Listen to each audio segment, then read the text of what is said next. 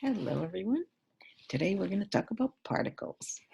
So earlier in the year when we did gas laws, we were talking about the particles of air. And when we did heat transfer, we talked about the particles in a metal spoon versus a wooden spoon. But now that we're into chemistry, we need to be a little bit more specific. So we're going to talk about things called, molecules, formula units, compounds, atoms, and ions. All right, so I need to bring your attention back to your periodic table at a glance because you need to know the classifications. So in my particular table at a glance, all my nonmetals are purple, including the hydrogen over there, and all my greens are the metals. We're not going to be dealing with any metalloids, I don't think. And keep in mind that aluminum is the special case because it looks like that square should be orange, and hydrogen is also in a special location. So you need to be able to visualize this when you're looking at the periodic table. So here's your zigzag line. Okay.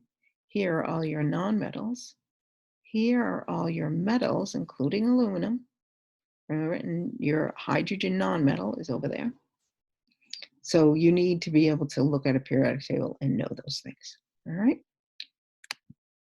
So let's talk atoms, individual units of an element. So it's something you pluck right out the periodic table. Molecules are two or more atoms that form covalent bonds. They have to be all nonmetals. So they all have to be in that area on the right-hand side. All right, so they have to be nonmetals to be considered a molecule. Now, ions we've talked about, so you probably know this, but the quick review. Ions have either gained or lost electrons, so the atoms are no longer neutral. So you can see, oops, oh well, metals lose electrons. And the metals we're going to spend most of the time with are the alkaline metals and alkaline earth metals. So when they lose an electron, they become positive and they're called cations. Nonmetals gain electrons, so they become negative and they're called anions.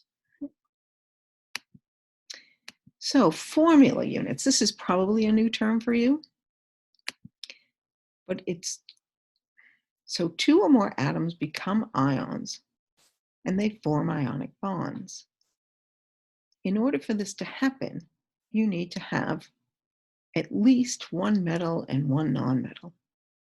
So you can see calcium, that's in alkaline earth metals, and then chlorine is a halogen, I believe.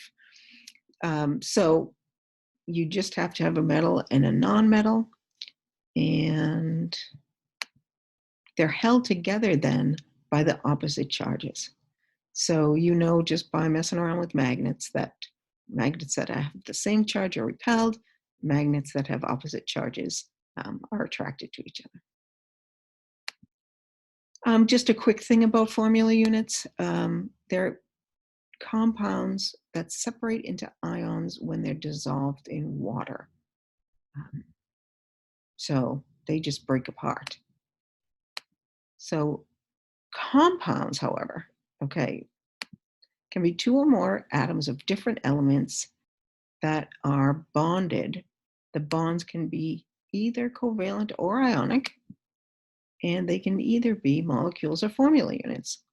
So a compound simply means that you have a particle, a molecule, or a formula unit that has at least two different elements. So carbon and oxygen, sodium, oxygen, and hydrogen. So it doesn't matter if it's an ionic or covalent bond. If there's at least two different elements, then it's a compound. And that's that. So hopefully you have all this vocabulary straightened out in your head. And thank you very much for listening.